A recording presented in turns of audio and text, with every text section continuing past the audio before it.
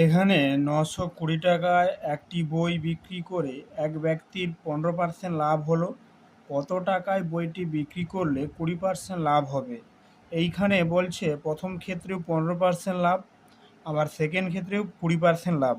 অঙ্কটাকে যদি আমরা ভালো করে বুঝি, বলছে যে ৯২০ টাকায় একটি বই বিক্রি করায় সে ১৫% লাভ পেয়েছে। এবার বলছে তার ১৫%-এ হচ্ছে না, এবার ২০% যদি লাভ করতে হয় তাহলে কত টাকায় বিক্রি করবে? এইখানে যদি এইরকম দুটো পার্সেন্টেজ যে লাভ লাভ বা লাভ ক্ষতি বা ক্ষতি লাভ এরকম থাকে, সবসময় আমরা কি বলবো, না এখানে একটা বিক্রয় মূল্য দেওয়া আছে আর এখানে একটা বিক্রয় মূল্য বের করতে বলা আছে। প্রথম স্টেপ দুটো বিক্রয় মূল্য, একটা বিক্রয় মূল্য দেওয়া থাকবে আর একটা বিক্রয় মূল্য বের করতে হবে।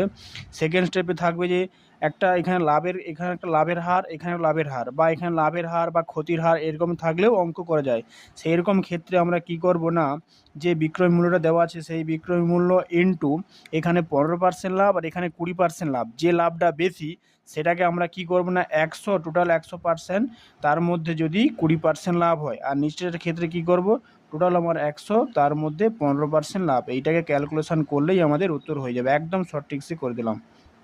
১২০, ১১৫, কাটাকাটি করলে ১১৫ ইসে ৮, তাহলে কত হবে, ৯৬০ টাকা। তার ৯৬০ টাকায় যদি জিনিসটা বিক্রি করে তাহলে তার ২০% লাভ হবে। একদম শর্ট ট্রিক হয়ে গেল অঙ্কটা।